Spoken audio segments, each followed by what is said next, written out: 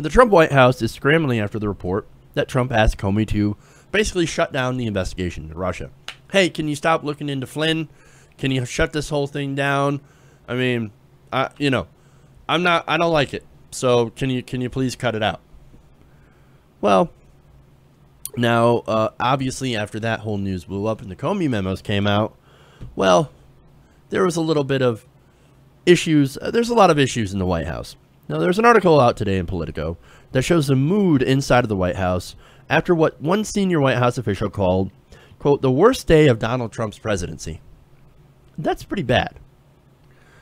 Now, White House officials, and this is from Politico, spent early Tuesday wondering who was leaking details of President Trump's classified conversations with Russian officials about intelligence shared by the Israelis. Because the guy is so stupid that he's like, hey, I get such good intelligence, let me share that with you. The Israelis are pissed. They're boiling mad. Because it's like, hey, that's our intel that we shared with you in confidence. And now you're sharing it with the Russians, who are not necessarily on our side. But again, Donald Trump is ridiculous. He has no idea what he's doing. He has to brag, hey, I get the best intelligence. Listen here, Russians. Anyway, now, Politico continues, and moving to contain the fallout ahead of Trump's planned trip to Jerusalem next week. They spent the evening facing a report that before he fired FBI Director James Comey, Trump directly asked him to stop investigating the Trump campaign's Russian ties, and worrying what else might be revealed. One White House official said, nobody knows where this really goes from here. Everyone is walking around saying, what is next? What is next? That's very interesting. Look, these staffers, they're in a panic. To give you a sense of how bad things are, in the interviews, multiple White House officials indicated that they feel under siege, unsure who is in the intelligence community is leaking, how much damaging information was out there, and when the next proverbial shoe would drop, and what Trump might say. There was a pervasive sense, one official said, that we are, quote, kind of helpless. Oh boy. Now, with that, I go over to the Daily Beast. Now, they talked to 9 current and former administration and law enforcement officials about this. Now, one White House staffer told the Daily Beast, quote, every time I feel like we're getting a handle on the last Russia fiasco, a new one pops. On Tuesday, after reports of the Comey memo began to circulate, that same staffer revised their assessment. Quote, I guess I was wrong about the timing. The staffer said, we can't even wrap up one Russia fiasco before we're on to the next one. Wow. And then, of course, that's from no help from Trump. Number one, he doesn't trust his staff. We've seen that. His staff, he's got a very, very tight inner circle, including his stepson, his son-in-law, Jared Kushner, whom now, in other reports, he's also began losing confidence in. So again, this inner circle is getting tighter and tighter by the day. Pretty soon, he's not going to be able to trust anyone but himself. If Kushner goes, I mean, that's it. If he can't trust Kushner, who can he trust? Now, anyway, he doesn't trust his staffers. He thinks the communications department is leaking to the press, which we don't know. So that goes to some of the other stories where Spicer is being intentionally left out of the loop. So when something happens, when he makes a decision, Spicer, who is his spokesman, often finds out about it at the last minute. And then he's got to go out there and defend Trump. And that's why you get these ridiculous statements. And that's why you end up having Spicer having to hide among the bushes. Because, again, he doesn't have the talking points. And he's being sent out there with little information. And, of course, when he does say something, oftentimes he gets undercut by Trump later on. So, again, he doesn't know who's leaking the information, but he thinks it's the communications department, and that infuriates him. No trust, no communication, and no instructions on how to handle this Russian investigation thing. Now, back to Politico. According to one of the officials, Trump was furious about the story, but retreated to the White House residence within 75 minutes of it going online, leaving aides to figure out how bad the fallout was. Now, here's the other thing. when he retreats from his staff, he ends up going right to Twitter, or goes on TV and ends up making it worse. Now, how much worse?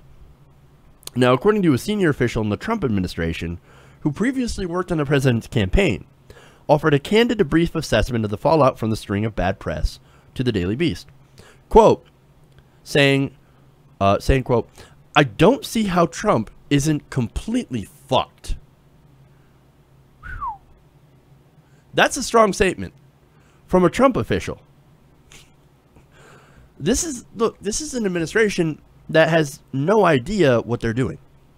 Now, of course, outside the White House, you do have them denying all of this. Oh, it's the Comey letter. Not really, not a thing. He didn't actually take notes. That's not what happened. He's got no such memos. This is hearsay. This is fake news. Don't believe the fake news. That's the official line from the White House. Now, inside the White House, Politico notes, there's a struggle to get any surrogates on TV because no one knew what to say or how to defend the story, according to one White House advisor. At one point in the evening, even Fox News caught on, when Bret Baier told his viewers, quote, "There are no Republicans willing to go on camera tonight as of yet to defend Donald Trump." Oh boy.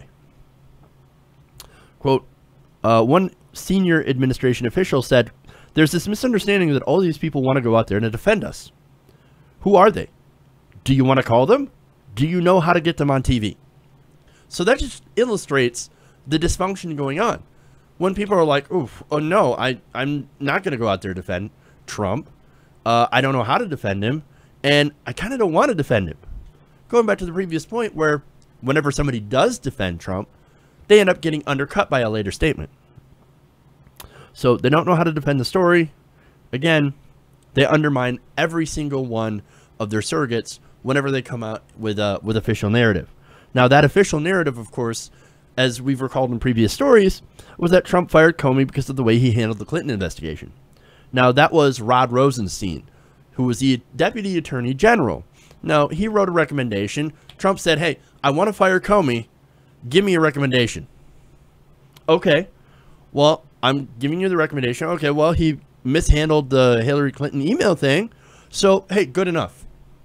So they come out there with this narrative. We're protecting Hillary Clinton's honor. We think Comey mishandled this investigation.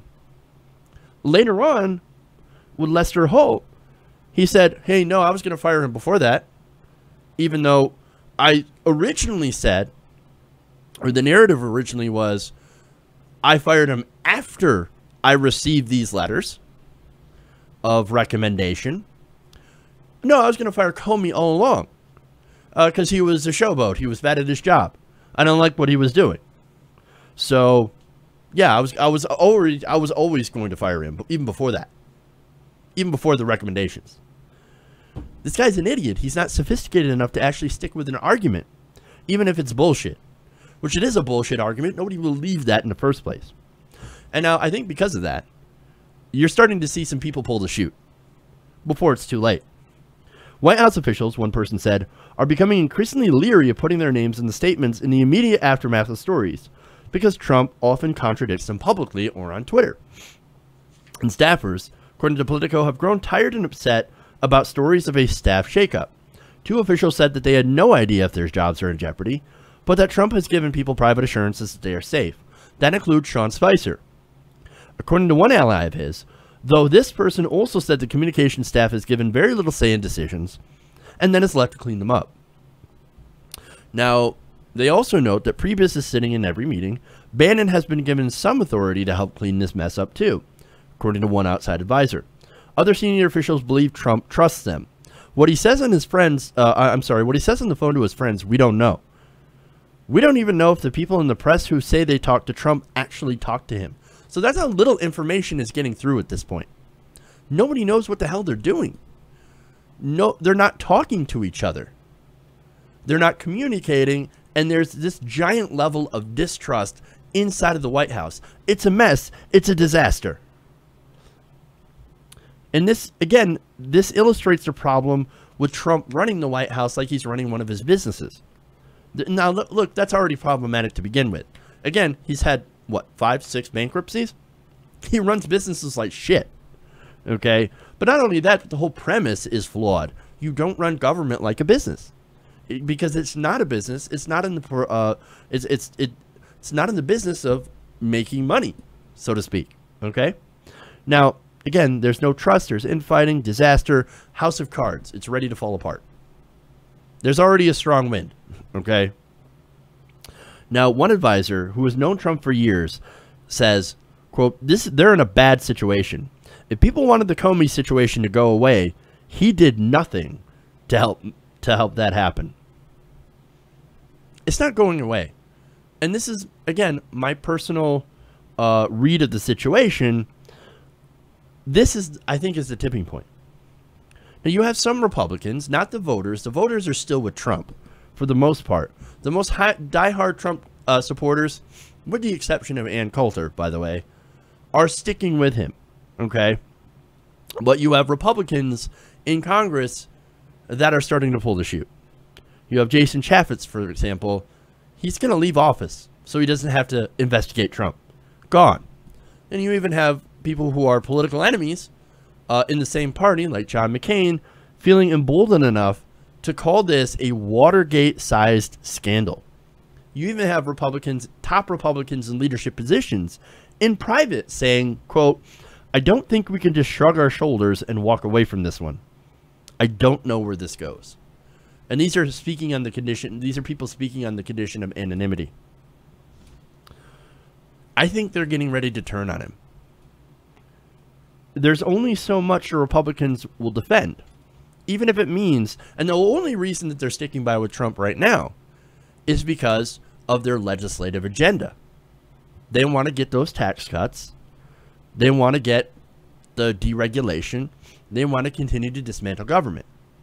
But now, this Russia thing, the more it starts to overshadow, and it's already starting to, Wall Street is already saying, look, we ain't going to get tax reform done this year, maybe after 2018.